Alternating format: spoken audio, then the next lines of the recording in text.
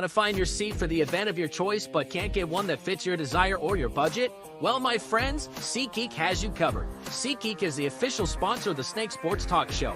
With a list of over hundreds of events to choose from, SeatGeek will assure you that you won't miss your seat with the amazing view of your choice at the most affordable price. Whether it's looking for your best seat in the house of your favorite sports team, finding live concerts that get you closer to your favorite artist, or enjoying your spot at your favorite live shows, comedies, and more, SeatGeek has it all just for you. Go online to SeatGeek.com or download the app on your mobile device through Google Play and the App Store. And as a special offer before checkout, use promo code SNAKESPORTS and save yourself $20 off of your purchase of your first ticket and experience why SeatGeek is the most trusted ticketing app for your next event. Remember, that's SeatGeek.com and download the app on your phone with promo code SNAKESPORTS for $20 off and find your seat with SeatGeek.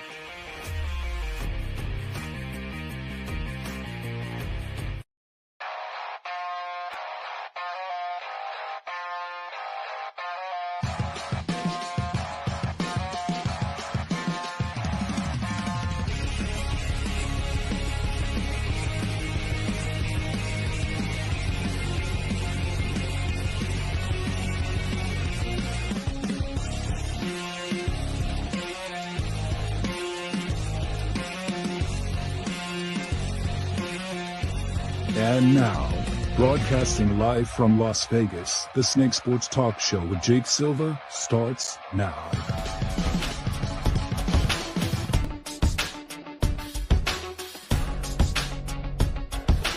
All right, ladies and gentlemen, I know how much you all have missed us here on the Snake Sports Talk Show, wherever and however you may be watching and listening. Thanks for making us a part of your lovely evening. I cannot wait to share with you what we got in store tonight.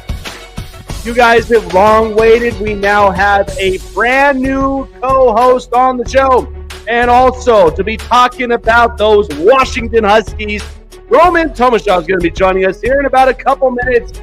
I'm super excited. So let's give our hands up, because we have searched far and wide for our potential new co-host up on the show. And so I am excited and proud to announce very knowledgeable guy, absolutely loves Cleveland sports, from the Cleveland Browns to the Cleveland Guardians and further and beyond. Absolutely true to Ohio. So giving it up for you guys, Chase Stibb is joining us now. It's Chase. I'm excited for tonight, man. Me too, man. Me too. There you go. Got to have at least a proper applause and everything for joining up and being the new co-host up on the show. We got a lot to talk about, but good God, man. NBA, NHL free agency frenzy, and already 2 days it's been nuts. And yet we still got Major League Baseball action going on. So I'm excited tonight. So we got a lot to unpack. Yeah. Well, we do want to start, though, with this. And so Roman Tomashaw joining us in 5 minutes. So one of the things that I wanted to take away from the NBA free agency, there were a couple of moves that really did kind of, caught my attention. We see Chris Paul going to the San Antonio Spurs. We've seen Klay Thompson go to the Dallas Mavericks. And we also saw Paul George go to the Sixers. Let's start with the Spurs with Chris Paul. I think it absolutely works. Jeff Garcia, the beat writer for the Spurs, was on the show a couple days ago, and we initially talked about veteran experience. We talked about a guy that was going to help to uplift a lot of these young guards, which is exactly what they're trying to do. They ended up drafting Stephon Castle. They're going to try to build up their future. Everything is all trying to align, because Victor Wembanyama, you already know, is an absolute stud and a future star. I think that if you honestly, you got him to get some extra pounds, at least 10, 15 pounds of muscle, he could definitely withstand a lot of this physicality in the NBA. The future is bright for San Antonio. Now, I know what a lot of people are thinking, because, well, Chris Paul is not entirely the player that he once was. I'm not paying for the player that he once was. I'm paying for the player that he's going to be right now for a lot of these future stars. So I thought it was pretty surprising. Now, again, he could be on the move come the trade deadline, but I think this is perfect. Let's talk about with Klay Thompson to the Dallas Mavericks. It kind of threw everybody off, but we understood, at least I think so, understood with what Klay Thompson was trying to do. Golden State initially wanted him to take a slight pay cut and yet still be with the organization. But here's the deal about that. Klay's not getting any younger. So you've already won multiple NBA titles. Why not go and get, your last contract potentially that's going to pay you some good money, and you're basically going to be playing with the continuity and camaraderie with Luka Doncic and with a couple of really good stars in Dallas. So I think this was an ideal fit. You're going to get a guy right now that I thought he was very impressive coming off the bench. He's going to give you about 20 to 22 points a night, and a guy that's going to give you some very good veteran defense. So it's not like that the Mavericks are signing anybody, but the Warriors know that they're trying to look forward into the future. You've got Pods over there. You've got to make him, be the next shooter, because that's initially what you draft him to be. You would draft him to basically be Klay Thompson's replacement, be the next shooter. I think his defense could definitely use a little bit of work, but that's what you got to do in the future. And then finally, are things, because I know I'm seeing the sun out there in Denver right now, but are things finally starting to get sunny in Philadelphia now that you've got Paul George? I mean, initially, I think this is the smartest move that Daryl Morey has been able to put together, because now I've got draft capital. I was able to pay, for Paul George for now, but eventually I'll pay him more money come down the road.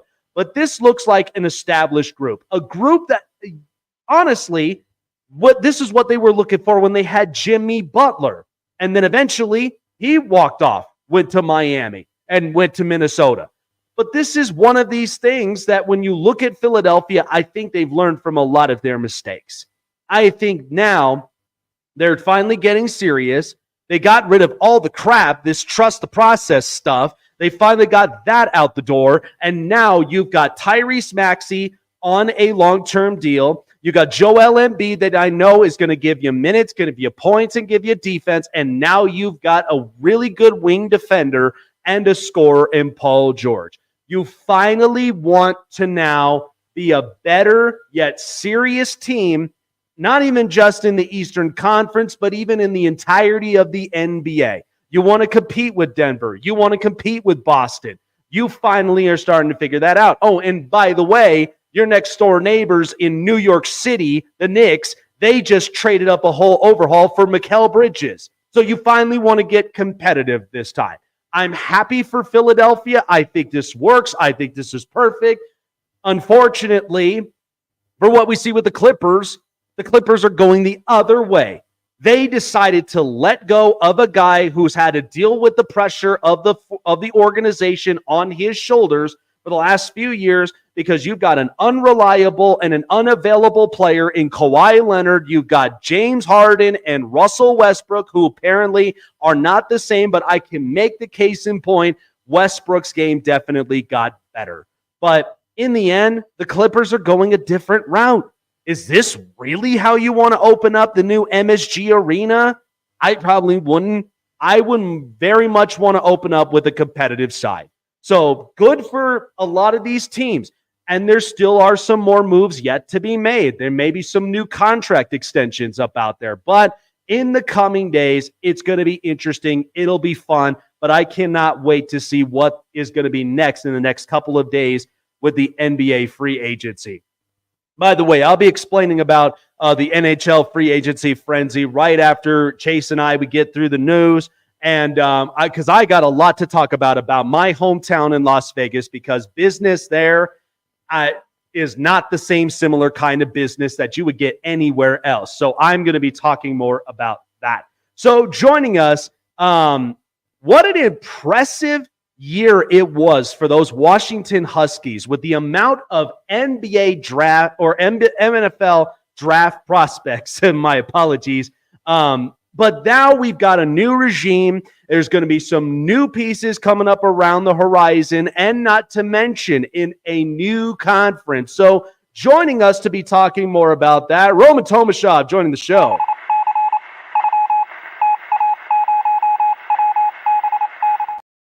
Well, Roman, it was a very impressive season to say for, the Huskies, because considering the fact that, you had Kalen DeBoer, who I absolutely loved as a head coach there. You've had an overhaul of big-time NFL draft prospects that were out there, from Michael Penix to Rome Odunze, Troy Fautanu. I mean, it was absolutely loaded.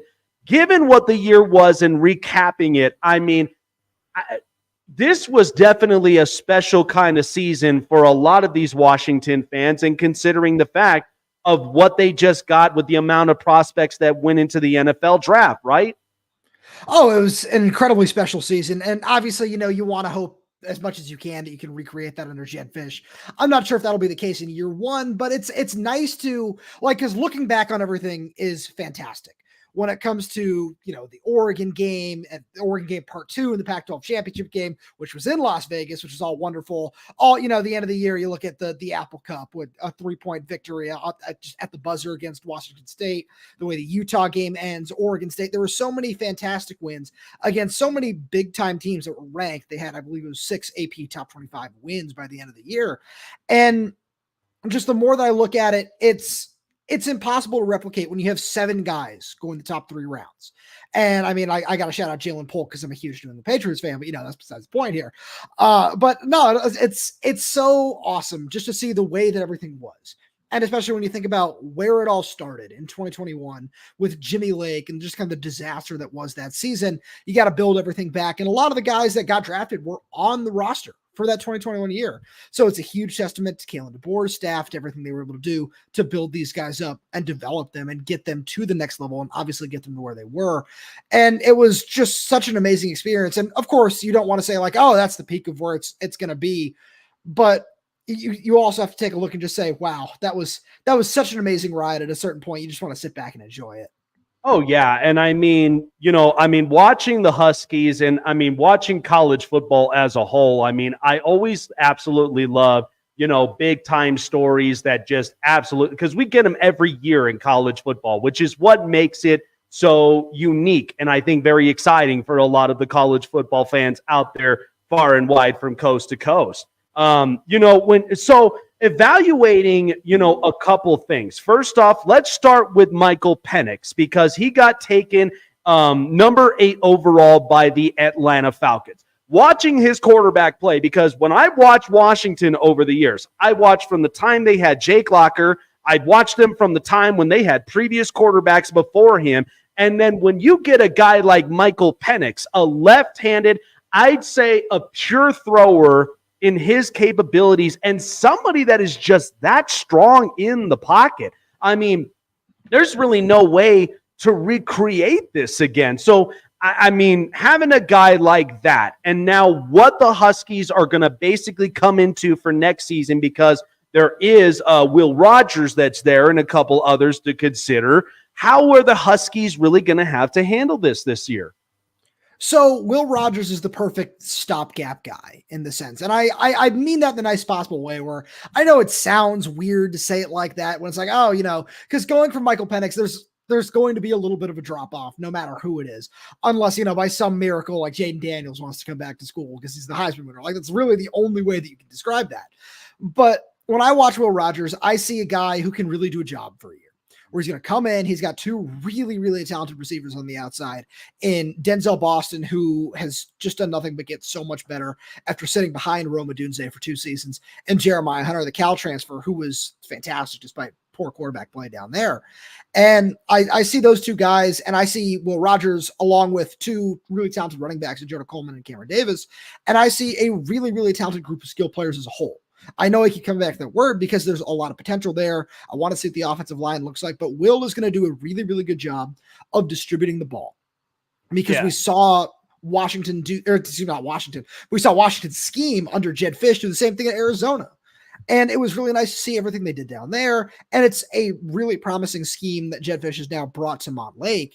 And with Damon Williams, who is a 4-star freshman who's sitting behind him, that dude's electric, man. I love watching him. He's got real zip on the ball. He's incredibly fast and just really, really aware in the pocket, especially for a true freshman. And he's somebody who we'll probably see him in spurts this year, but Will Rogers is the perfect guy to, distribute the ball for a year, do everything that needs to be done. He's going to throw a bunch of touchdowns. He's going to protect the football really well. And then next season, when Damon Williams is just basically handed the keys to the kingdom, it's going to be full go and it's going to be really fun to watch. Yeah. And again, I think, from going from a quarterback play and then going into a potential new system is one that's really is, for most programs and for many organizations, it's quite challenging. But when you start to kind of add the pieces together, especially when we have spring football and then going into the official college football season, it'll be something that hopefully the pieces do get right each time they're in camp and each time they're in practice. And then eventually when the season comes up, that's when every game basically matters from here and how you build your potential. So out goes Kalen DeBoer and in comes Jed Fish. I love with what Jed Fish did in Arizona as well. I think he is very much that alpha in the room that I think very much holds a lot of his players accountable and is a guy that really can turn a lot of programs around. We've seen this from multiple other coaches in college football that have turned a lot of, schemes around.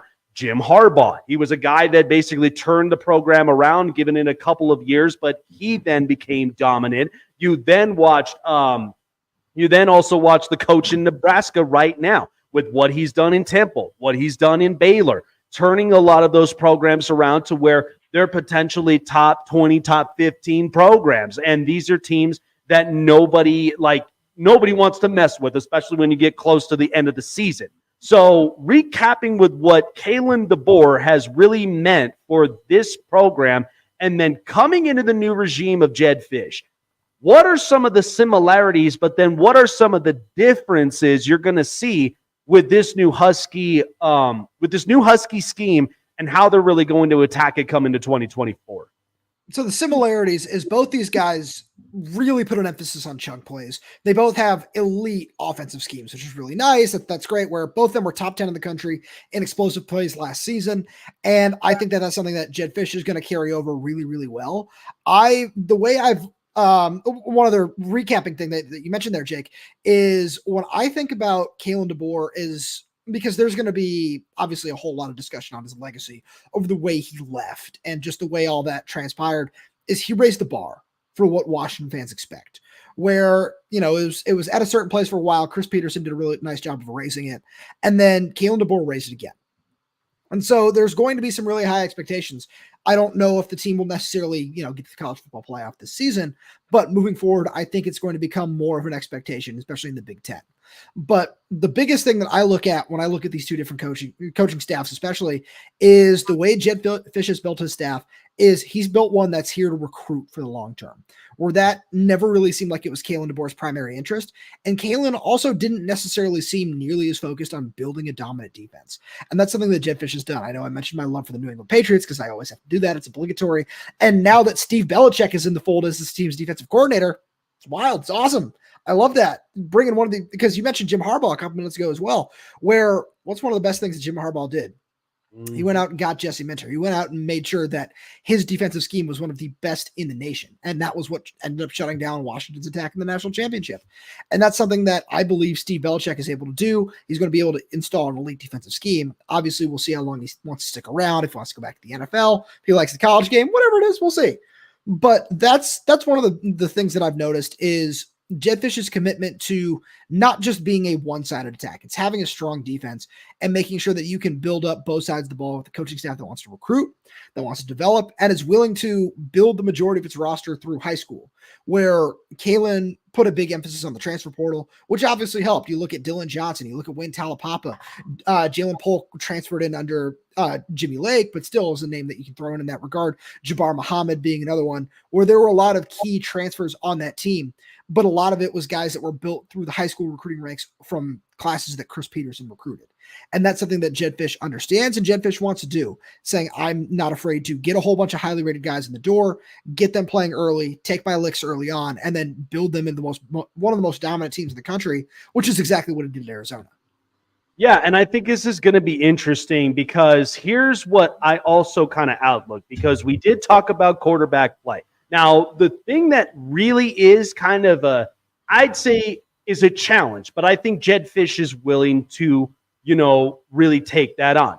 We have gotten so many really good NFL prospects that came in the draft out of Washington. And by the way, I didn't realize that 2 Huskies were from my hometown in Vegas, where one went to school in Liberty and the other went to school at Bishop Gorman. And I'm like, wow, it makes me proud knowing that my hometown continuously builds a lot of really good NFL talent. So the offensive weaponry is going to be something that's a challenge, because you lost Rome Odunze, Jalen Polk, and Jalen McMillan to the draft. And so now, I mean, is there some guys in mind right now that you've currently have seen on this roster that you could potentially see make some big strides that Will Rogers will definitely rely on as their big target? Oh, 100%. And, one guy you didn't mention there is the number 4 wide receiver on the team, Jeremy Bernard, another Liberty guy who transferred down to Alabama to follow Kalen DeBoer and Jamarcus Shepard. Is the 2 guys I mentioned a little bit earlier in terms of pass catchers, where Denzel Boston, who is a sophomore from around here in Emerald Ridge, and he is just so impressive physically. He's 6'3", 210, runs really, really well, and really looked like he was ready to compete last year. But with all the guys who just listed off, it's going to be hard to get on the field, right? And that was one of the biggest things that, we're watching Denzel throughout spring practice. He was head and shoulders above the rest of the team, in my opinion, as just the best player that was out there. He's making highlight reel catches every single day. And Jeremiah Hunter is another guy who's going to be his running mate, that is a senior transfer from Cal, where he displayed elite body control, strength, physicality at the catch point, everything that you want to see in I don't want to call him a jump ball receiver because he's so much more than that, but I think that's one area that he's going to specialize in, where Jedd Fisch's offense loves throwing fades on the goal line and just finding mismatches in his receivers. And he's got 2 guys that can do that really, really well on the outside in these 2. And they're 2 guys who I truly believe can both be all Big Ten receivers this season, where I was talking to cornerback Thaddeus Dixon during the spring. And one thing he said was, obviously there's going to be some kind of drop off without having Rome, Jalen, but it's not going to be nearly as big as you think with these guys. Yeah. And like I said, I mean, it's quite the challenge, but I don't think it's one that Jedd Fisch is going to back away from. He's going to take on the challenge any and every way that he possibly can to make this Husky team very productive and also be very competitive, especially considering now they're in the Big Ten. A final note before letting you go, my friend. So the Big Ten, here we are. We're in a conference. So weird. You got Michigan, you got Michigan State, you got Ohio State, and you got a lot of really, really competitive programs that are out there. We know right now with the way the Pac-12 really finished off, and again, I wish we could have found, television deals or something for this conference. I felt like last year was maybe the most dominant yet most amazing year I think we've got out of quarterbacks. I think we got out of offensive weaponry and just everything as a whole. So now coming into the Big Ten, considering a lot of their competition. Now, I think Ryan Day, this is right now win or go home mode. And then you've got Michigan, who Jim Harbaugh passed the keys down to Sharon Moore, which how is he going to basically answer back? And then you lose Jesse Minter, the DC, who was very creative and innovative. There's a lot of competition in this conference as a whole. So how do you think, given the fact Kalen DeBoer goes to the SEC with Alabama, and now Jedd Fisch coming from Pac-12, who's very familiarized, and then comes into the Big Ten. I mean, the competition, it's going to be something else for the Huskies coming into it this next season. Oh, absolutely. Where See, I'm looking at this way more as a long-term thing than I am this year as a short-term. Just with everything the Huskies lost, there's certainly going to be some aspect of a rebuild mode there. I still expect them to go 7-5, 8-4, maybe 9-3 if they can get a couple of nice bounces here and there. But the biggest thing that I look at when I look at this Washington program, what it has always been, what it's been historically, where there were some dark ages in the mid 2000s, but I truly believe that Washington at its peak is a top 5 team in the Big Ten. Just a top 5 program in the Big Ten, where I look at it, where the only programs that I truly believe can hold a candle in terms of what they've done historically are Michigan, Ohio State, and Penn State. And that's no shade at Michigan State, Nebraska, Iowa, Wisconsin, whatever it is that you want to bring up. But I think that Washington's history and everything that it's done for the longest time on the West Coast, when it's shown that it can be really, truly committed to football, is elite. And I think there's still, I've got to take a shot where I can in Oregon, where they're still head and shoulders above Oregon. Oregon still doesn't have any national championships. You got to remember that. And then the only historic program that's coming over from the Pac-12 to the Big Ten that can really hold a candle in that respect, especially with, obviously their incredibly long history, is USC, where I think that the top 6 schools, where I'm going to throw Oregon in there, where, I like to take the shots, but USC, Oregon, and Washington are just as good, if not better, than every other school in the Big Ten, except for Michigan, Ohio State, and Penn State, where I think down the road, once we really get in the nitty-gritty of this, those are going to be the schools that dominate the standings every single year. I'll tell you what, man, because when I look at the Big Ten, that is a conference they compete in the trenches. They're also another conference that they love their defense and physical play. So there's going to be some tests thrown, especially in USC's corner, because Lincoln Riley's an absolute wizard when it comes to offensive play, but when it comes to that defense and they cannot answer back and they're getting worn out, that's kind of the worry I have. But these 3 programs out of the Pac-12 going into the Big Ten, I'm excited for it. I think long-term, this could definitely work, especially when I'm watching these games in Eugene and I'm watching it at Ann Arbor and a lot of these other places. I can't wait for what college football is really going to look like for this upcoming season and beyond. But I appreciate you, Roman, for coming on by. Where can people find you and really get locked in on those Huskies? Yeah, absolutely. So, if you want to check out any of my podcast work, it's at Lockdown Huskies. We're everywhere you get your podcasts, YouTube, Spotify, Apple Music, Amazon Music, the whole 9 yards there. All my written work you can find over on Huskies Wire, which is at uwhuskieswire.usatoday.com. You can follow me on Twitter, Instagram, wherever else at rtomashoff34, RTOMASHOFF34. And that's everything, right? Everything is updated every single day. There's always new stuff going on. Man, fantastic stuff, man. Really excited for what Washington's going to look like further and beyond. But appreciate you giving in your 2 cents up on the team, and we shall see how the competition really lays out for them this upcoming year. Appreciate you. Take care of yourself and enjoy. Happy 4th of July to you. Enjoy yourself. Stay safe up out there, and definitely have a great time up out there in out on the East Coast, my man. Appreciate you, man. Thanks for having me. Absolutely. Well, Chase, there you go. The Big Ten is really something else because, again, these 3 Pac-12 programs, these are perfect for it. And I think the one thing that's going to test me a lot is USC because all I get is their offense. I get no defense. So if I'm Lincoln Riley going into this conference, I have to boost up something on defense. I have to be able to get into this competition because this is a conference that really is about winning in the trenches. They're really about playing physical football, but they're also about productivity it's national championship caliber. Like, these are guys that want to be in the playoffs. They want to compete deep in the playoffs and then eventually make it to the national championship. So it's an interesting outlook. A lot, especially for even up in Cleveland. Ohio State's got a lot of competition up in front of them. They do, but you also got to look at, the one thing that the USC has to keep in mind is that Lincoln Riley had to focus more on getting better offensive pieces in here because Caleb Williams was that guy that was taking the offense over the edge.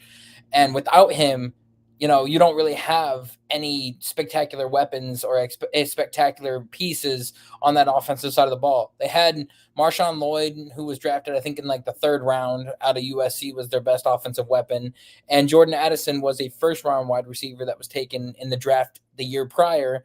And then you had like Brendan Rice as probably your best receiving option on that team.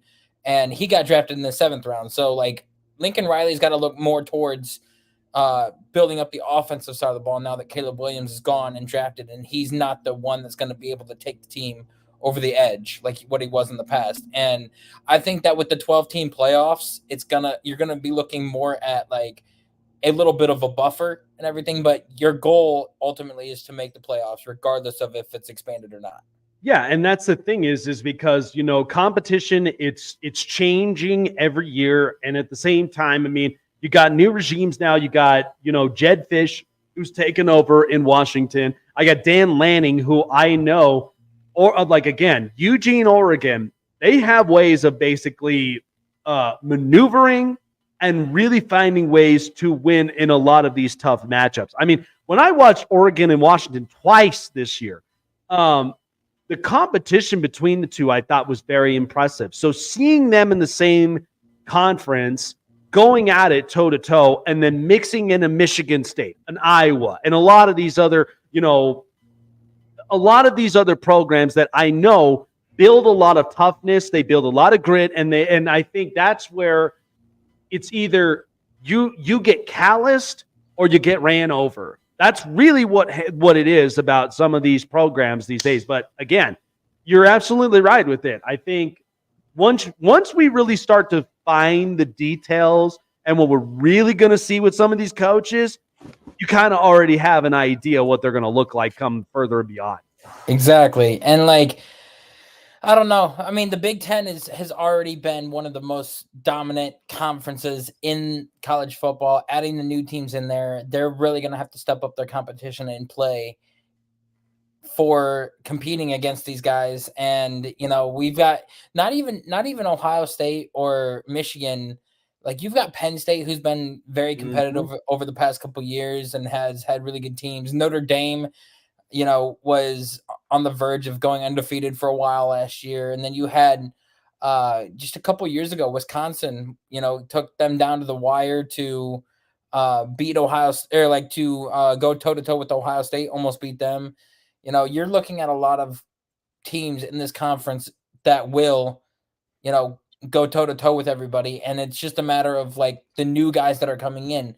Do they have that same ability to build up the teams well enough to compete with the likes of Michigan, Michigan State, Wisconsin, Ohio State, Penn State, we're gonna see. And like, I think that the expansion to a 12-team playoff series was one of the best things that college football could do, because not only do you get to watch more football, but like you get teams that were right on the cusp of like, oh, they had one loss, but I feel like if they had made it in, then they would have done a lot better against, certain teams, or like teams like Florida State, who went undefeated and still missed the playoffs and everything. They would finally get their chance to make it in and compete and see what they could do.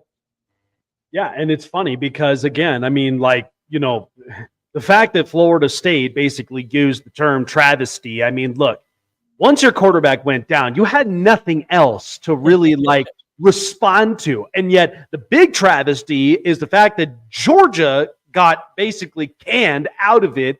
And we never usually see Georgia like this. With Kirby Smart and the way that SEC is played, I'd rather take that than what I'm getting right now in the ACC, where Clemson has been on a downfall. I mean, Riley Leonard was fun to watch in Duke, but I've got nothing in Duke right now. And a lot of these coaches, like, they're realizing it. That's why I was paying attention to Dabo Swinney, because if I was him, I'm either retiring or I'm looking elsewhere. Because if my recruits can't seem to really come into Clemson, and again, South Carolina and a lot of these places, I mean, down south, southeast, I mean, they produce a lot of really good talent. But if I'm not getting these players in the recruiting portal, then why am I even going to stick here? I think Trevor Lawrence, once he left, And then the same thing, DJ Ugalele, who now has bounced around from a couple places. I think after those quarterbacks, what do I really got left in Clemson? Yeah. And it's like the ACC, I got no competition. So what's the point? You know, so. And the fact that you got the likes of LSU who got, I think they got one of the top quarterback recruits in the 2023 or 2024 class. And the fact that he's coming in, and like you got the likes of LSU that's competing in the SEC. And with Nick Saban retiring from Alabama, you have all of his guys transferring out of there, going to different teams, including, you know, Caleb Downs to Ohio State. You know, how much of an impact does that have? Because you had all these guys that were promised and were looking forward to, you know, being with Nick Saban, and then all of a sudden he breaks that news that he's retiring, and you lose half of your team to the transfer portal.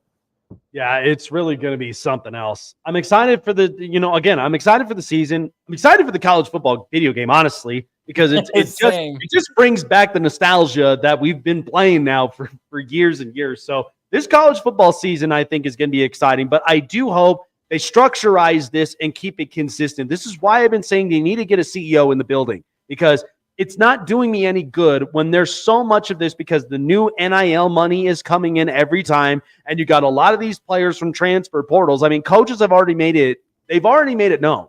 Like, I'm not here to pay you. I'm here to coach you so you become, you know, a top NFL prospect.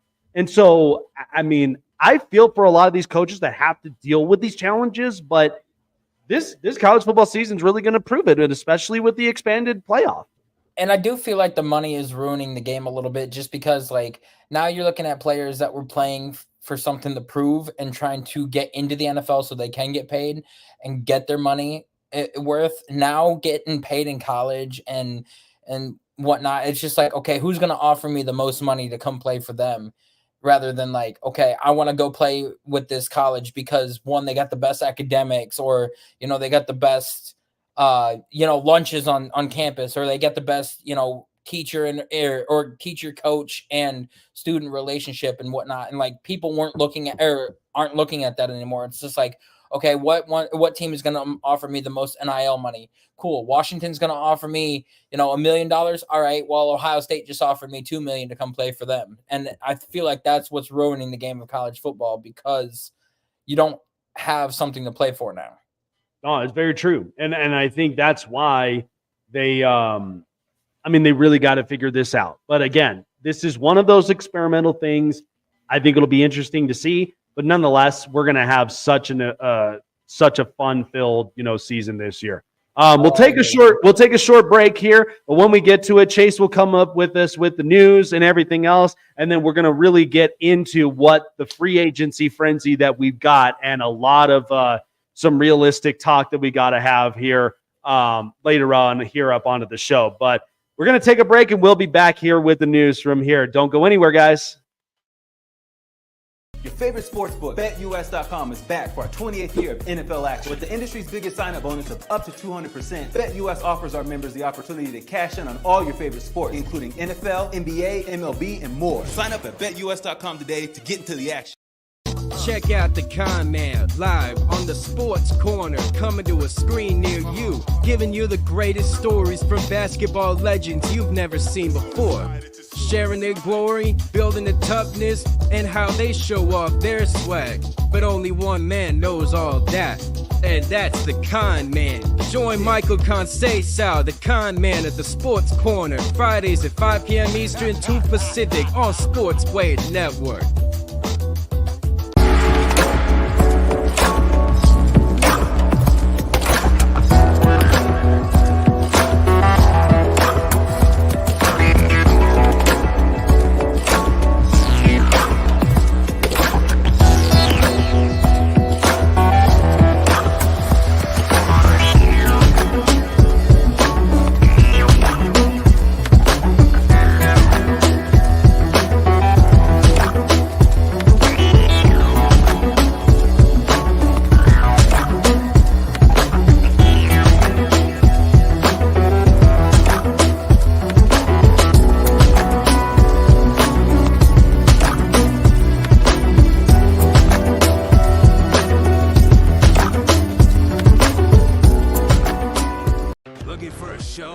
best takes and opinions? Want a show of the best coverage around the world of sports? Jam-packed with an all-star interview lineup? Then the best place to find it all, sports and entertainment, is right here. Join Jake Silva on the Snake Sports Talk Show, presented by SeatGeek and BetUS. Weeknights at 8 p.m. Eastern, 5 Pacific on Sports Wave Network.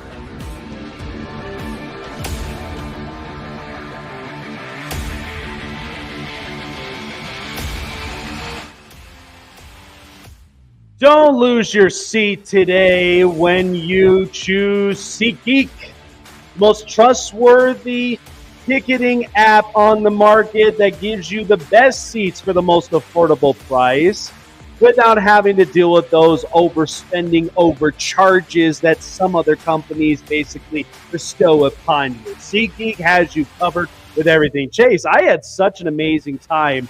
I know I was dealing with a sickness last week, but I got to tell you, the seats that we got from Morgan Wallen out in Empower Field at Mile High, and then going and seeing Odessa on Folsom Field in Boulder, what a show. That's why I'm like, I trust SeatGeek with everything on it. I bet. Oh, man, I'm excited for it, especially for, the next few weekends is going to be amazing. There's so many different sites to see in Colorado, but yeah, those of you that want the best seats in the house, use SeatGeek on your mobile device through Google Play in the App Store and on SeatGeek.com, and use promo code SnakeSports for $20 off of your first purchase of your first ticket. So with that being said, here is Chase with the news. This is the Hot Press. All right, this is going to be some good stuff here today, man. Seriously, because I'm like, these last 2 days already, today and yesterday, was absolutely ballistic, and I was excited for it. So what do we got at least today?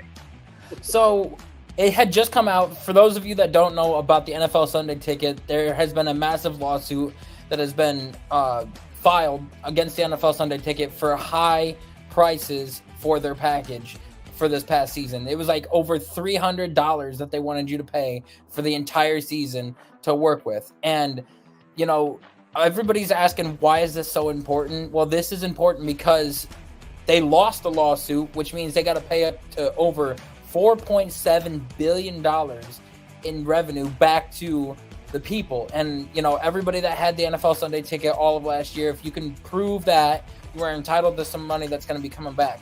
But the NFL has ruled that all of the owners have to pay $450 million a piece to cover the lawsuit by the league for the NFL Sunday Ticket. Now, I think that that's kind of bogus, that it has to be the owners that is doing it rather than, coming from the NFL budget collectively, because the owners had nothing to do with the Sunday Ticket being as high as it was.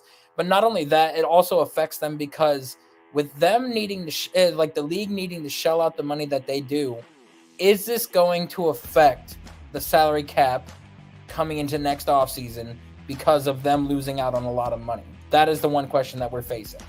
Yeah, and I mean, here's the big thing. We're coming into the streaming service era now, because here's the thing. And a friend of mine, he just sent us a message on, I talked to him a couple days ago. What I found out, this might shock you. You know what the YouTube made because of the NFL content last year? They made upwards of $31 billion. Okay, in the NFL, the league, they're worth $12.5 billion. YouTube makes more than the NFL itself. So I understand what a lot of people are probably going to end up saying about this. And I know that owners are like, this should never come up out of our paychecks. Yeah, well, who else ended up feeling like that too? Talk to MLB owners, okay? Because the owners versus the players whole deal. I've heard a lot of this stuff. But here's the thing you got to realize is that, yes, in lawsuits, you got to pay up. And in the end, YouTube, as I've always said, YouTube, I know for a fact, and we basically are showcased up on YouTube, so I got to say great things. But the thing is that it is very much a streaming service, much like Netflix, much like Hulu, much like Max. So of course, there's always going to be some sort of streaming catches from there. But regardless, nevertheless, I am not a fan of overcharging up the you-know-what with a lot of these fans. I mean, because this is what destroys fan bases. I mean, I changed up from Fox Sports all over for Major League Baseball, and now we have Valley Sports. So there's a lot of those. But you also have independent streaming services.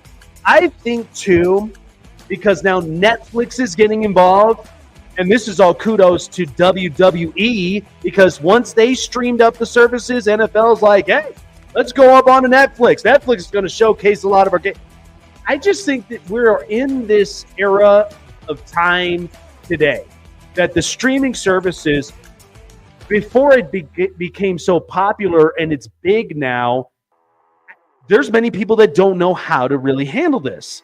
There's not a lot of consistency and structurization. It's just like we talked about with the college football thing where you need a CEO. I feel like with the streaming services, give me at least a guarantee in this package somewhere. I mean, NFL tickets, maybe merchandise, something. But, I just think we're in this point right now. We don't know how to handle it. And again, will we ever be able to know how to handle this? Maybe not. But people are asking, is there going to be any incentives to have an NFL Sunday ticket? Are they going to not block out the games in my area in order for me to get this? Because that is leading me into the next piece of news. Because forget one of the topics that I messaged you about earlier. I had looked up that there was another lawsuit that was being filed, or at least it was being talked about, that across all sports, not just for baseball, but over here in Ohio, we've had an issue where I can't see the Guardians play on TV. I have to stream them because it comes across as blocked out in my area. Because I used to be able to watch it on STO, Sports Time Ohio. And a lot of the issues that people are facing is that when they want to watch their favorite team in their respective areas, it is blocked out because of local programming. And then you have to download other streaming services or pay subscriptions to these other places to be able to watch them. And you're going to be paying, out the what to see them too. And then there's court proceedings to try to get them to dismantle that. So that way, if you are in your respective areas where you want to watch your team play, you are going to be able to do that. Oh, God, don't even get me started with at least with the blackouts, because here's the thing. We had COVID. We had a shutdown. You're telling me, here's the thing. This is what bothers me so much about the West Coast, because I was fine with getting, Golden Knights games, but I felt for a lot of these fans in the West Coast that were outside of the Padres and the Angels.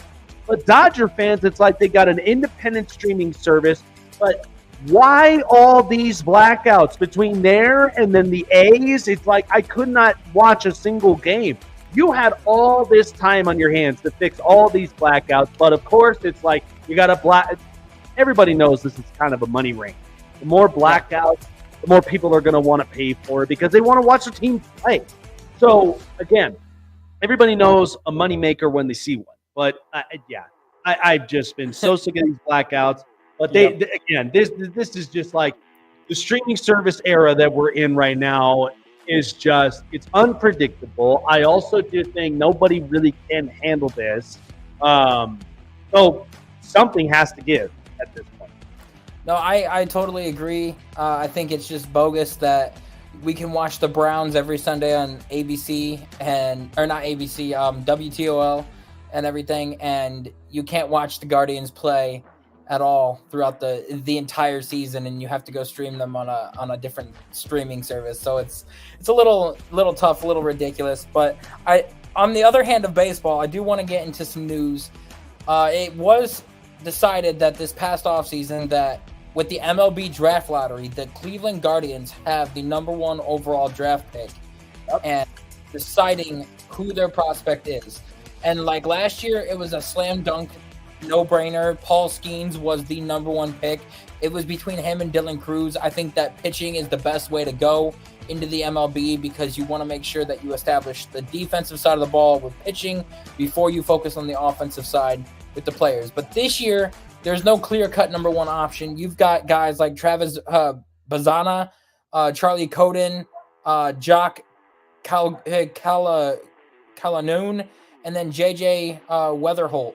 And I think that they might go with Jock, with him being a left-handed pitcher and also a position player, being that rotational guy that they're, seeking for.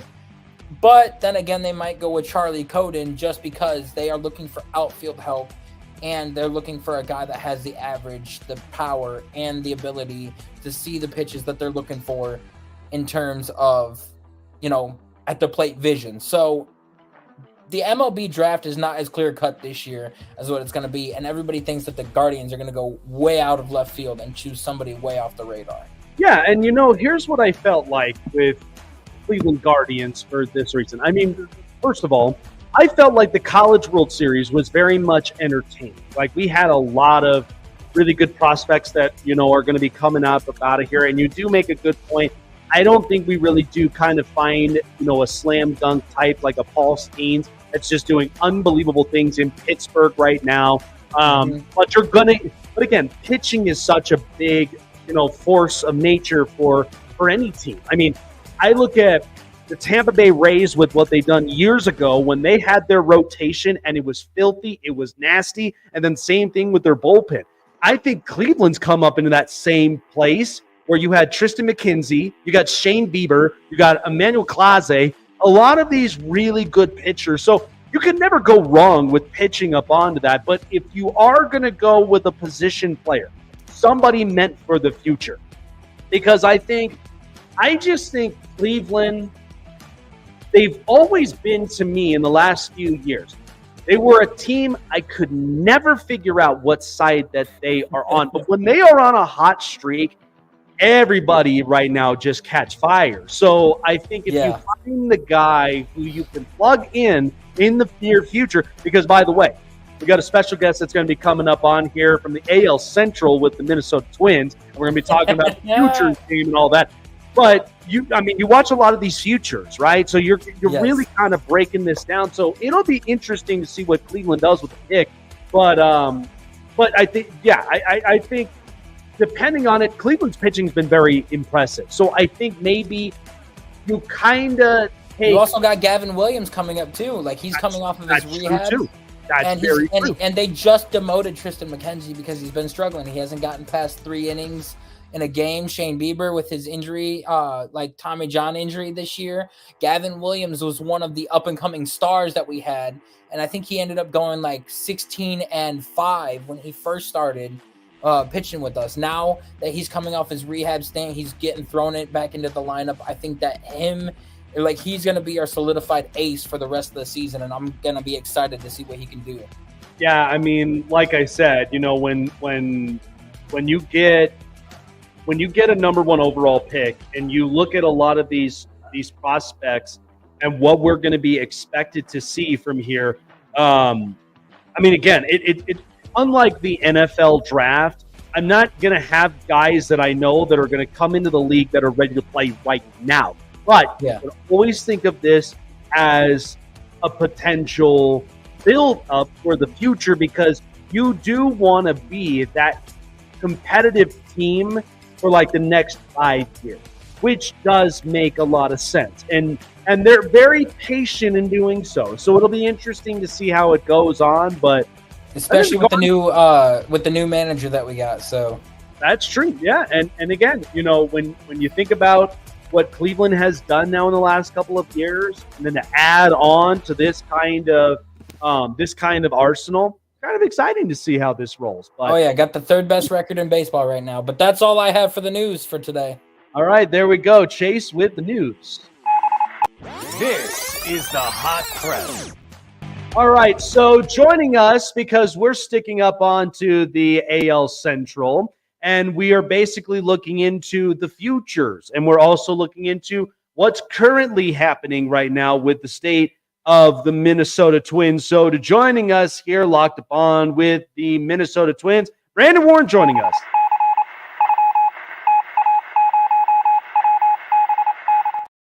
Well, you heard it from my newest co-host here up on the show that Cleveland Guardians, they've got the pick. It's interesting to see how the MLB draft, because this is the month now that we're kicking off where we've got the All-Star game, the Futures game, and we've got the MLB draft. And so I thought we had a very fun College World Series, like to kind of sum it up.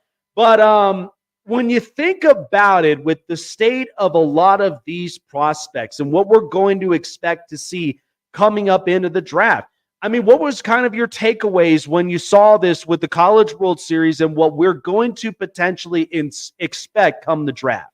Well, it's always fun to see how that stretch of play boosts guys, their standing, or vice versa if they have a tough stretch there. And it'll be interesting to see if the Guardians favor, Bazana at second base or Condon, or if they do go, sometimes you'll go below slot at number 1 overall and then kind of restructure your finances. I know they've got 3 picks in the top, something like 40 or something like that. So there is going to be an element of strategy there. And as someone who's watched a team that selected first overall not that long ago, with Royce Lewis, who's been terrific here so far this season when he's been healthy, it's always going to be fun. It's exciting, but it's also nerve-wracking because you can't blow that pick. It's not often that a team is able to miss on a number 1 overall pick and not be sent into a spiral for 5 to 10 years. So we'll see what happens. It allows the Guardians to be in a really great place where they are one of the best teams in MLB and picking first overall.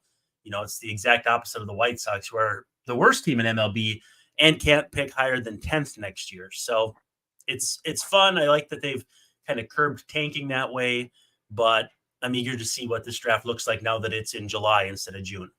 Man, I have already gotten lucky with the fact of talking about the Guardians and now with the Twins. And then early on, I talked about, the Tigers. So I'm only missing the Royals and the White Sox. But do I really need to say more about the Chicago White Sox and what they're really going through this year?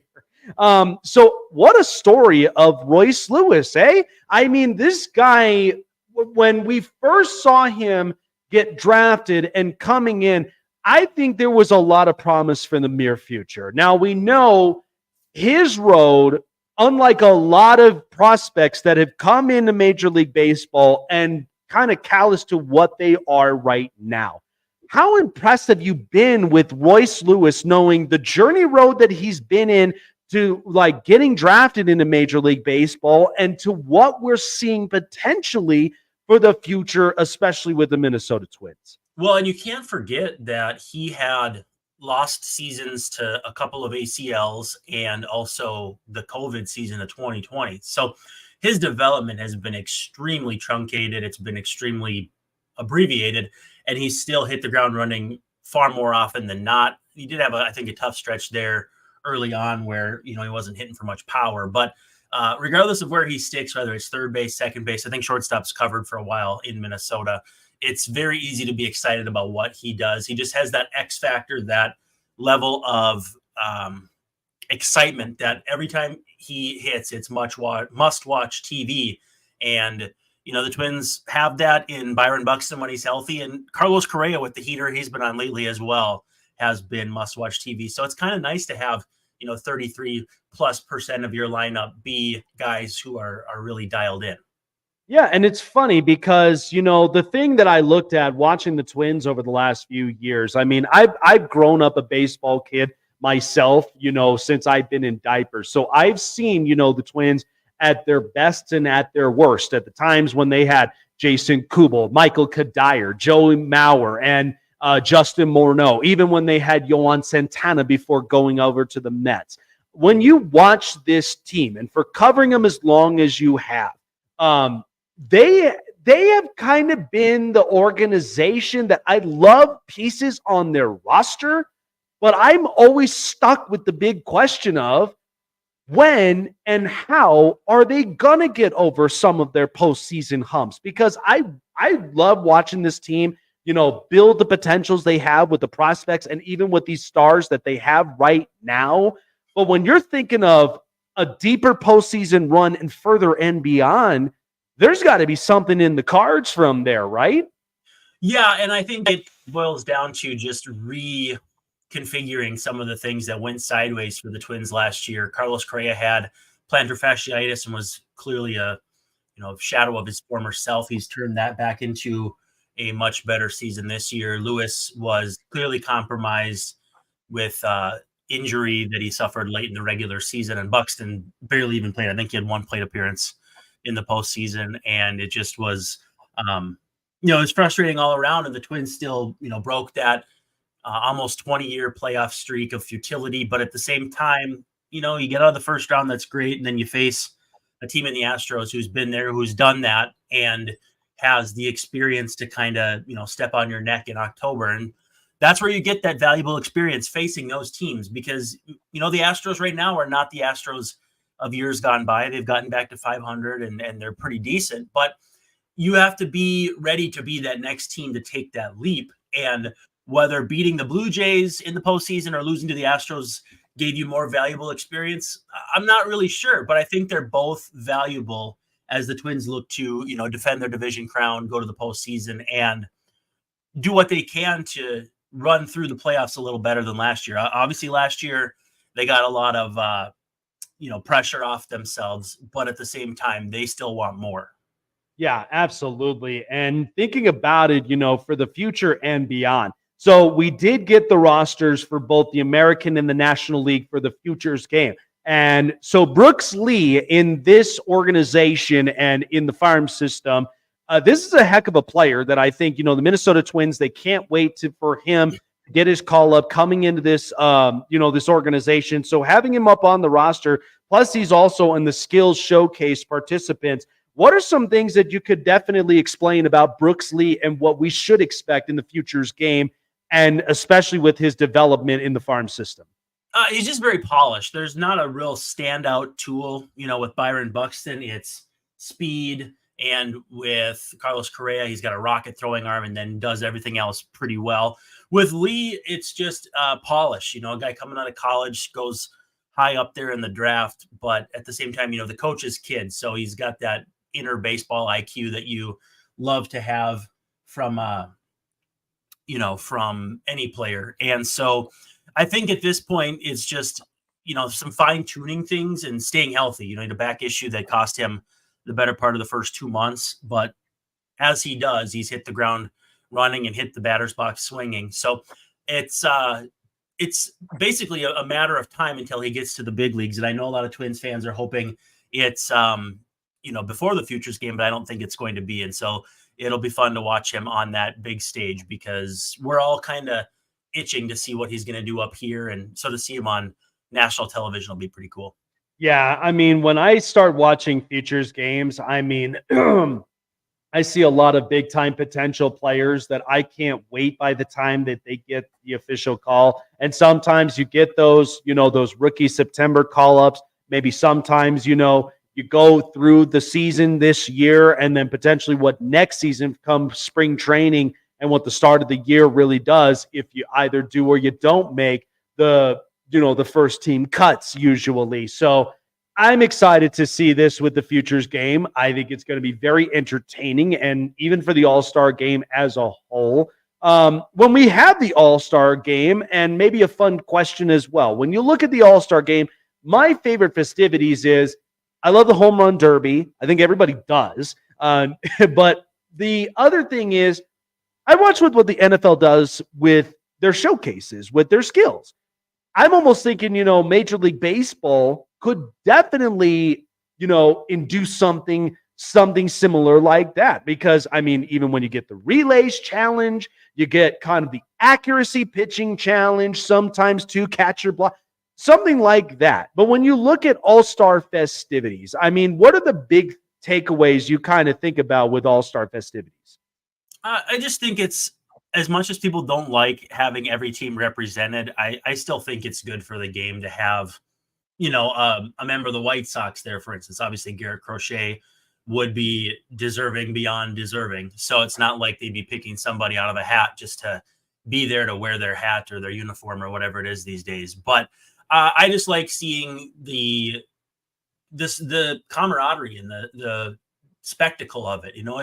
It's fun to have a little break in the middle of the season and to see a game where, maybe guys aren't going 100%, but it's still cool to see all the greats or all the very good players on one field. And sometimes it's some of the guys going out of the game and then some of the young stars, and just seeing them kind of mixed together is a whole lot of fun. It reminds me back in the day of Cal Ripken Jr. and A-Rod on the same infield and that sort of thing.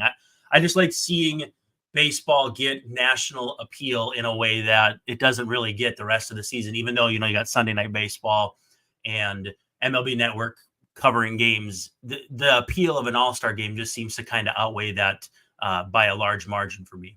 Yeah, especially when you've got beautiful weather. We know we're in the dog days of summer, and I recently have been to Coors Field watching the Dodgers and Rockies and watching just Shohei Ohtani and how polarizing of a player he really is. When you get a player like that from the first to the last at bat of the night, to have the ability to have fans just stand up, pulling out their phones, taking pictures of videos, I think it's just, remarkable. But when you have them in like an all-star setting where there's more all-stars on that field, and even for some that you maybe never heard of, that could very much be an impactful player, whether with their current clubs or maybe sometimes these players get moved up and they're an impact elsewhere. So as we kind of get into, because we know this month is always All-Star month and then the trade deadline month, has there been any reports or any rumored buzzes that you've been kind of hearing about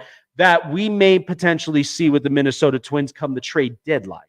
See, the trick with the Twins is that this particular brain trust is pretty mum on rumors. There's teams and certain agencies, as far as agents, where the rumors will spread, whether they're true or false, just to kind of drum up interest, drum up page views, whatever. With the Twins, you basically have to keep it simple. What do they need? Well, another starter would be nice. They've had some success with Simeon Woods Richardson, who started here against the Tigers, and they've had some success, with the guys at the top that they kind of expected to, with Joe Ryan, and Pablo Lopez has been really uneven, but I still feel like he's going to be right there at the end of the day. But, replacing the innings that Sonny Gray threw has been a patchwork thing. Hopefully they can find somebody to do that by hook or by crook. And I think by doing that, you improve the rest of your bullpen and the rest of your team kind of as a result. You shorten the games, you use fewer relievers in big spots. And there's, less pressure for your offense to have to score runs late if you have a good pitching performance. And, if you can jump out to a 3-0, 4-0 lead, that's a lot easier to play through late in games than white knuckling it every single night. So the way the offense has been going great of late certainly has been helpful as pitchers have, just kind of settled in. Bailey Ober had the complete game against the A's on the last roadie there. And so I would like to see another starter. A bunch of people want relievers, but they have Justin Topa and Brock Stewart both seemingly on the way back. So I don't know if a reliever trade is in the mix, especially too. Jorge Lopez was kind of a cautionary tale there. A couple of those guys are in the big leagues with the Orioles right now. And so you kind of look at that and say, maybe reliever trades aren't really all they're cracked up to be. So I don't know. We'll see what happens. But if they could get even just a stable starter, I look at someone like Paul Blackburn, if he's healthy from the A's. If the Mets go into sell mode, which I don't think they will because they've been playing really well, Luis Severino could be in play. But those kinds of guys, not superstars, not someone who has to start game one for you in the playoffs, but someone you trust to be a bulk guy. If you go, 3 innings with a guy in the playoffs one time through the order, it's got to be that kind of guy. Oh, yeah, absolutely. Especially if you can get somebody that's on like a low market deal, but yet it's friendly enough that they can come in and be very impactful. I mean, we've seen this happen multiple times where guys didn't have, the contract yet, or their 1-year rentals by that point before their next contract payday comes in. So we've seen that happen, and there's been a lot of big time hits. So final question before letting you go, because we know that I love the second half of baseball. I think it's the most competitive, and we know this for sure because you go through the fun months of March, April, May to about June. By the time you get into the months of July, August, September, and being prepared for October, you start really seeing the identities of a lot of these franchises really kind of come together. Mm-hmm. So, given the circumstances with the way the AL Central is shaped, we know the White Sox ain't going nowhere. We know the Detroit Tigers are certainly up in rebuild mode. So that only leaves the Guardians, the Twins, and the Royals, that the Royals have been kind of scrappy up to this point. Yep. So how do you think, give or take, and depending on what the trade deadline gives, going into the second half of baseball, this is going to be some pretty competitive stuff in this division, right? Yeah, no doubt about it. And I think the Royals have been out a little over their skis this year, but obviously our team on the upswing has some really nice young players in Bobby Witt Jr., Vinny Pasquantino, and then some veteran guys, Salvador Perez and the like. Seth Lugo has been incredible. And so I think that the pieces are kind of like the skeleton is there for the Royals to be a good team moving forward, but I think they probably bow out sometime in August to the point where, I mean, at the same time, because of all the wild cards and so few teams over 500, they could still be in that mix. But I just think as things stand right now, the Twins and Guardians will pull away. The Twins being winless against the Guardians is certainly basically the divider between them right now. Coming into play on Tuesday, they were 6 games out, and going 0-5 against the team is going to do that to you. So it'll be interesting to see how they fare in those games remaining. I think the Guardians also have played out a little over their skis as well, but that's easy for me to say. I thought the Twins played pretty disappointing baseball to start. They were 7-13 through the first 20, and then since then they have like the best record in the AL, or one of the best records in the AL. So they're playing a lot better of late, but when you dig a hole, it's really hard to fill it back in. I'm hopeful the Twins can do that, but so far it's an uphill battle, and they're still trying. Man, good stuff. Brandon, appreciate you coming on by, man, especially talking with baseball and the Minnesota Twins. Where can people find you to really get locked in and tune in with the Minnesota Twins this year? I have a Substack called Access Twins, so accesstwins.substack.com, or just look up the Locked On Twins podcast wherever you get podcasts, or on YouTube, but we'd love to have you on. There you go, guys. So appreciate you jumping up on by. By the way, happy 4th of July weekend to you, my friend. Hope you have a safe and a very great holiday as well. And we'll see what the second half really has in store for the Twins this year. Take care, my friend. You bet. Be good. Absolutely. Well, Chase, I got to tell you, I mean, we kind of knew this was going to be a stacked show tonight. Oh, yeah. Oh, yeah, man. Great stuff. So second half of baseball always scares the crap out of me, because I had a buddy of mine who's a Reds fan. They were playing out of their mind at the beginning of the season last year. And then I told him, I'm like, it's not going to last. And he's just like, why are you a hater? I'm like, no, I just know baseball. Because like, if you're good at the beginning of the season, you usually fall apart towards the end of the season. And usually those teams that are, 16 games out, by the time the All-Star break happens, by the time the end of the season hits, they're like 1 game out of first place. So like, you can never really, turn your back on baseball and never really count a team out until the last month of ball. Well, here's the funny thing though, too, is that sometimes a lot of the strong arms do tend to get wore out depending on it. And usually but I mean, if you're on fire, you're on fire. But, again, arms can sometimes deteriorate. Sometimes, bad, because we've seen this happen. If you're a home run derby contestant there and you're changing your batting swing, that often usually kind of gets them going down toward the pit, and they usually don't look the same afterward. But yeah, I mean, these are usually always the toughest, but yet I think they're the most exciting times that we see, because that's what gets us excited for October. But yeah. Well, I mean, you kind of already know what I'm about to say up from here, but I definitely wanted to take the time before closing the show out. So we know we had free agent frenzy for both the NBA and the NHL. But this is particular one that really did. I mean, I had to recover this. Chase knows this. I had to recover through this all in one day yesterday because of just how hectic it was.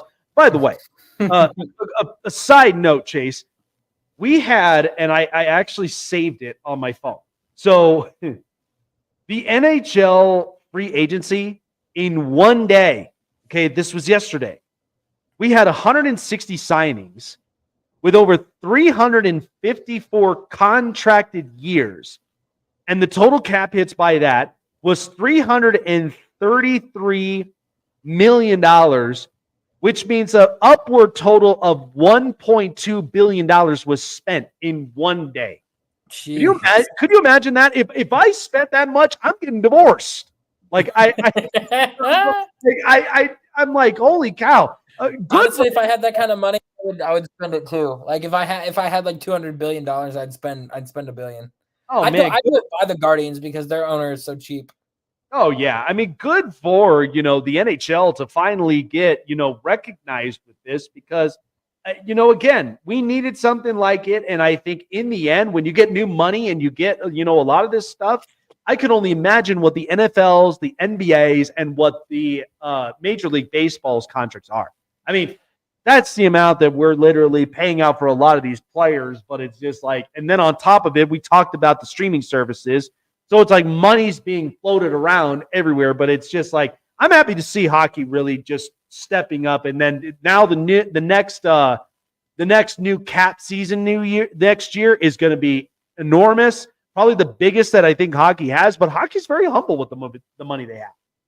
I love, like the Red Wings are my favorite team, and they just signed another guy. I think I didn't see his first name, but I think it's Mateo for like $500,000 and everything. Yep. So I think that the Red Wings, like they have a strong history of making the playoffs and doing well, having success.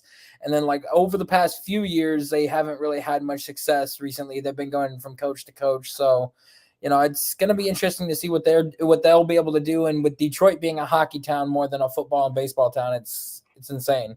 Oh yeah. I mean, anytime, you get people that go into Little Caesars Arena, anytime they watch that, because they're going to watch them more than they watch what the Pistons basically gave us.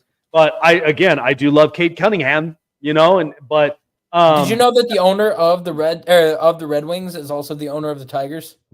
Oh, no kidding. Yeah. Yeah. It's the same owner that owns both of them. And one of the owners had passed away a few years ago, but the owner is Ivan Rodriguez. Mm-hmm. You know him. It was his dad. Oh wow! And he and the reason why is Little Caesars Arena is because his dad owns several Little Caesars franchises across the nation, and he put more money into the Red Wings than he did into the Tigers. Man, that's incredible. But I'll tell you what, though. I mean, they have the smartest decision when they've got Steve Yzerman, a former Detroit Red Wing who knows how to win, who's basically doing almost similarly, like he's trying to get there with what, Joe Sakic's doing here in Denver with the Colorado Rockies or the Colorado Avalanche. But I think, having Yzerman, a familiarity in the building and getting guys that he works with Detroit, I mean, I'd love to see the Red Wings really kind of pick things back up. But I know they lost David Perron, but they get Tyler Mott. They get a couple of other guys here. So there's some small contracts up and in there. But, Dylan Larkin's a hell of a player. But I just hope they really build this up around him. I don't know how much longer Larkin's got though. Like, he's getting up there, and he's been injured like several years, and like he's just coming off of a surgery and stuff too. So, who knows how much longer he's got?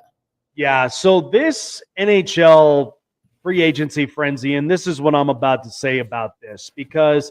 Listen, my wife and I, we both met in Vegas. I've lived in Vegas almost nearly my entire life. At 28 years old, we decided to make the rational decision to move to Denver, Colorado, and for many personal yet great reasons. And we love it here. I call this second home in Denver. But the Vegas atmosphere. Here's what I will tell you about Vegas business and what we just witnessed, yesterday. With the NHL free agency frenzy, players were getting moved everywhere. But I'm sorely disappointed in my hometown. I really am. I've been around Vegas business probably through half of my life. Okay, I've worked in a lot of businesses. When you have, listen, you cannot make a promise if you aren't going to keep it. But business is business. You go through a whole transfer and a whole different portal here and there because you're getting out the old bloods, you're bringing in the new ones. It's a constant shift. It happens all the time. We go through all these different players and we go through all these different, shifts in our jobs and all and whatnot. But the thing I get sick and tired of when it comes to Vegas businesses is that they want to smile. They want to basically make it feel very homeful and, very welcoming. But then behind closed doors, I got a different response. And that's where I'm putting the Vegas Golden Knights on the pedestal today. You're not safe from me at all. I've loved this team since day one, being a homegrown Vegas battle-born native. I thought this was terrible business, what they did twice in this organization. They've done this twice. You did this with Marc-Andre Fleury when you didn't even tell him he got traded, and he gets traded to Chicago. He finds out through Twitter. Why on earth would you have him find out on social media? Terrible business. And then just earlier, Jonathan Marchessault, who was one of the great Golden Misfits who played all 7 years since they first broke ground in Vegas, got them a cup, got them to the cup twice, and has been the pivotal factor of what the Vegas Golden Knights are supposed to be. And you let him walk to the Nashville Predators, who, by the way, they signed Steven Stamkos, they got Brady Shea, and they're already building around with guys like Roman Josi, Yusei Saros, Philip Forsberg, and Ryan O'Reilly. Barry Trotz isn't screwing around. I mean, that is a guy who has won as a coach, a guy that is potentially wanting to win as a GM. This is what Nashville is. They're Smashville. I think we're getting that back this next season. But the report that happened, because Marchessault was waiting for a contract extension, and he was willing to do any and everything to stay in Vegas. My wife and I have gone through this before. We love our jobs. We're willing to stay for the long run because as long as we're paid well, we've got the benefits, we got all these things. You are going to get the 110% efforts out of us, but if there's no guarantees and then there's just a slap on the wrist and then basically you're gone and out of here, how is that even a guaranteed business? This is where I really get pissed about this because my wife went through this. I went through this. I've seen so many of people's true colors that in the end, I'm happy where I am now. We are both happy where we are in Denver, Colorado. But what Marchessault that pointed out that I thought really was a gut punch was he basically came out and quoted after he just signed with the Nashville Predators and basically was asked what happened in Vegas and why nothing was done. His response was, they didn't even try, not even a lick to keep me here.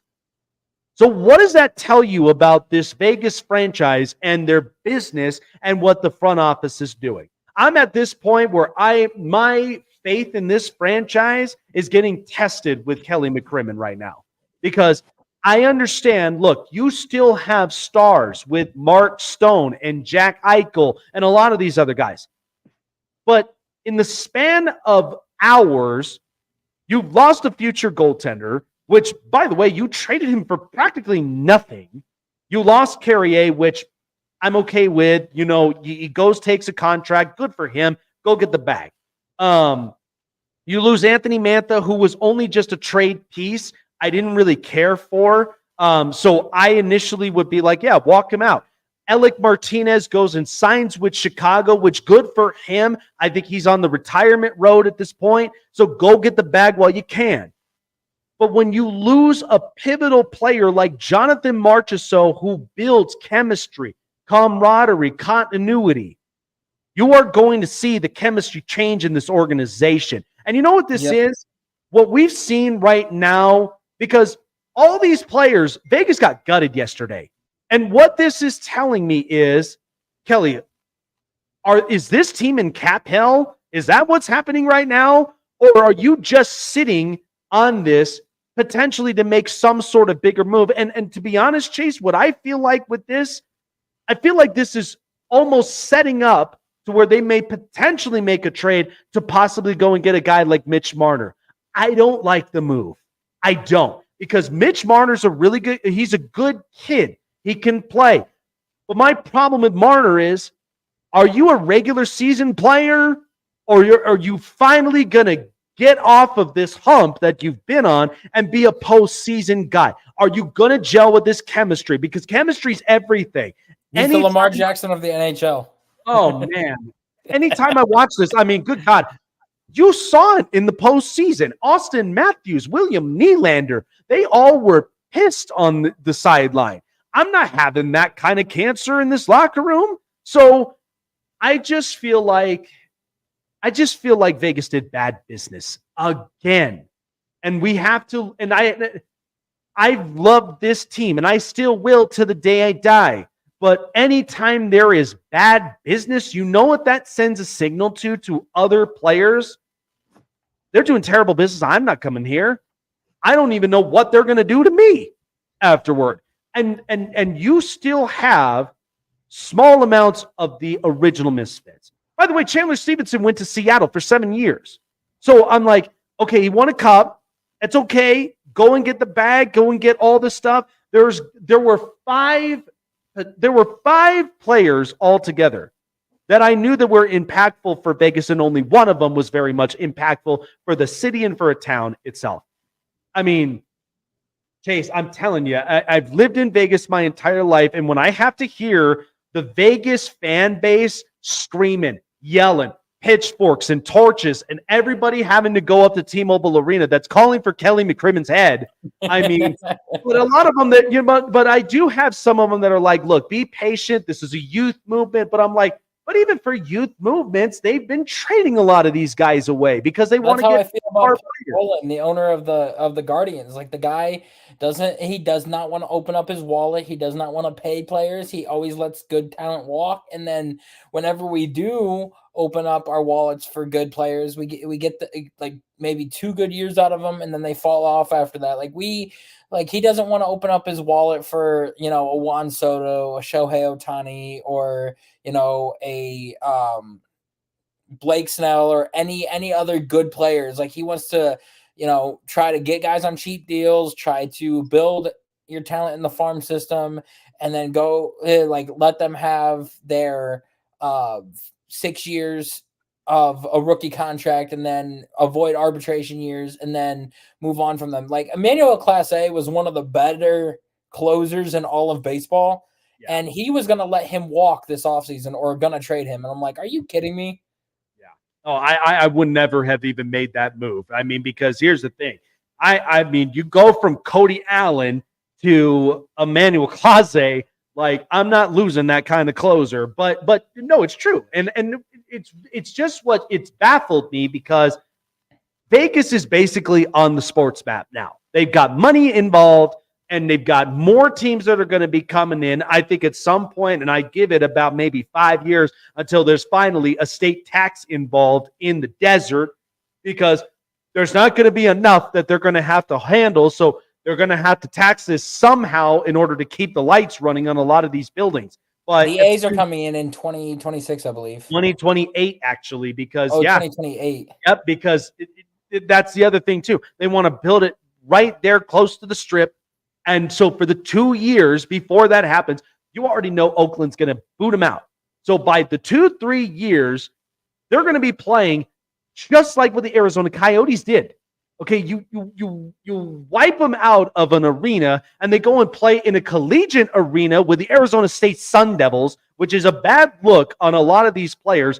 This is the same thing we're getting with the A's by the time they go and they share the same field as the Sacramento River Cats. I'm not actually. Doing that. You want to know what the secondary option is that they've got? So this stadium has been upkept and has been getting work done on it just in case they have decided to bring a team back, which Rob Manfred has also said that he's looking on getting 2 expansion teams into the MLB, and he wants to bring this team back, but he's thinking about having the A's go play in the Montreal Expos Stadium. Oh, man. For those 2 seasons. Can you imagine that with the Montreal Expos? I've been screaming for that, to bringing them back. He's thought about it. Rob Manfred has thought about adding the Montreal Expos back into the MLB, and they've been keeping the stadium in tip-top shape just in case that occasion has happened. I just think it's just so sad and unfortunate because of the fact of there's just no new money involved outside of Alameda right now in Oakland that you can't even, provide for. But here's the funny thing about this, and like you mentioned about the Guardians with their previous moves is, any player will tell you, if I'm going one of 2 routes. I'm going West Coast or East Coast. Because a player realistically, when they think about Cleveland or they think about Ohio, they're like, what really is there to do in Ohio? And even though I am playing my sport, but what is there really to do? But there's a lot that you could do. There's like a lot of the bigger cities, Columbus, you can go to nature preserve like Hocking Hills. There's Cedar Point, Kings Island. There's a few things you can do, but not a whole lot like some of the bigger cities like Los Angeles and Las Vegas and Florida and things like that. So, hell, catch me up in Nashville, Tennessee. I'm going to be smashing stuff. I'm going to be drinking, and I'm probably going to end up enjoying some great Tennessee barbecue in it. And that was another place that Rob Manfred has thought about putting another baseball team. Actually, it's funny because the city of Orlando has bought land and proposed a $3 billion stadium idea for fans to come in and enjoy themselves, but also to bring the crowd in and bring the city of Orlando a bigger, population attraction than just Disney World. And, it's kind of funny that they have proposed that because they've been saying hey, bring a baseball team over here or a sports organization will gladly accept them and bring them in there. So there's at least 4 or 5 different cities that have said that they would love to, be a part of the expansion in baseball that they're looking at. So, oh yeah, because hell, this is when we originally looked at when the Tampa Bay Rays came into the picture, because this whole thing with the Tampa Bay Rays and why they were made was because George Steinbrenner lived in Florida. He wasn't going to make that trip into the East Coast, so his only favor to Bud Selig at the time and not Rob Manfred was, look, I'm willing to pay up the money for you to get an expansion team to come to Tampa Bay because I want to watch the Yankees play in St. Petersburg.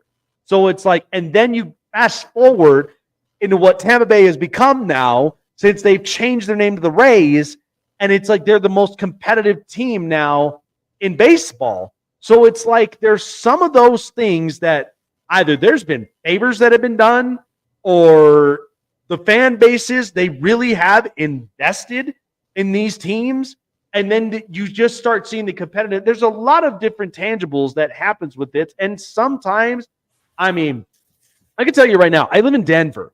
Nobody is spending a single penny or a single dime to the Colorado Rockies. It's a family business there. They're not investing in, the Rockies and what they're doing. And look, sadly, no.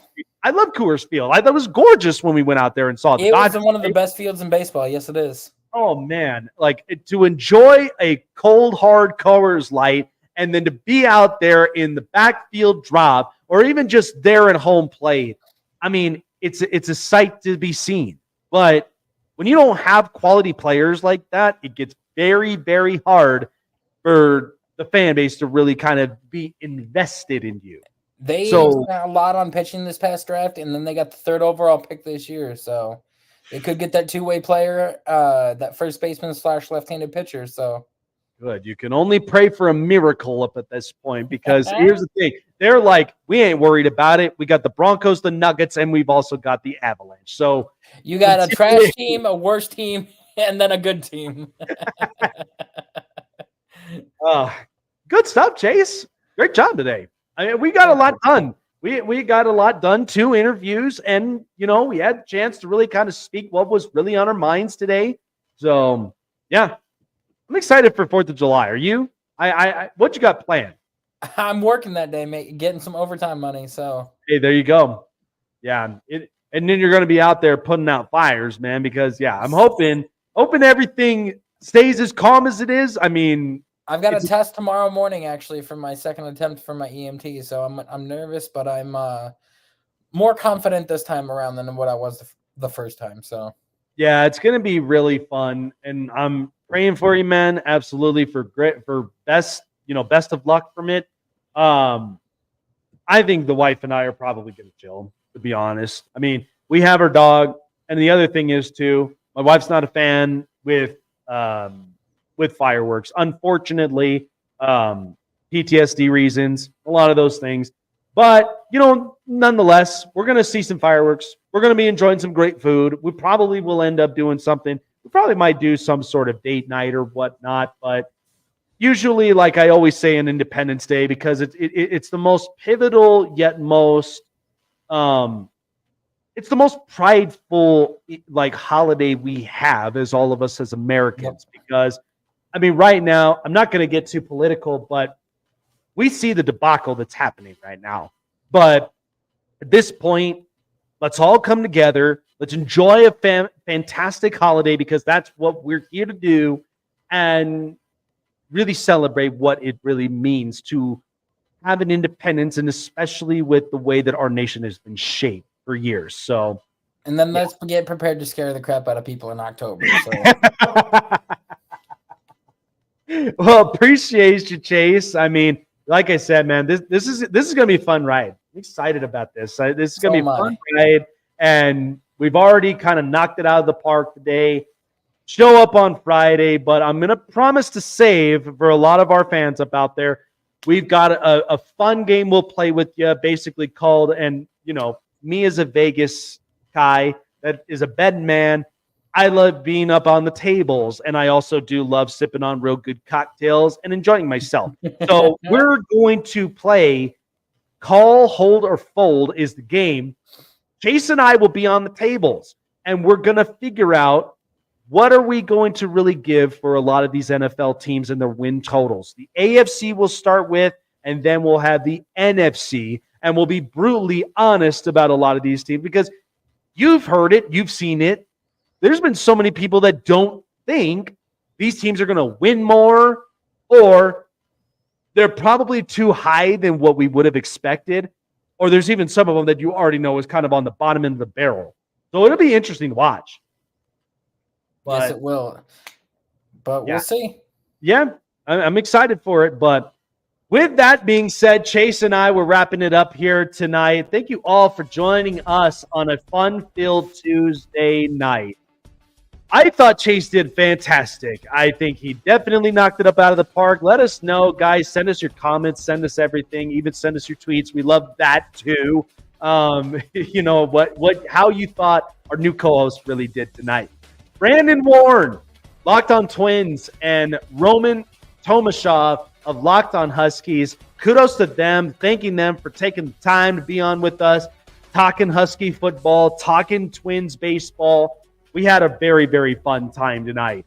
But show is sponsored by BetUS. When you put $50 or more in your deposit in BetUS, you'll get 200% in bonuses and also 30 risk-free bets. Just because the Stanley Cup Final is over and just because the NBA Finals is over, we still got more bets happening right now with baseball bets, with prop bets, getting you ready for the NFL season.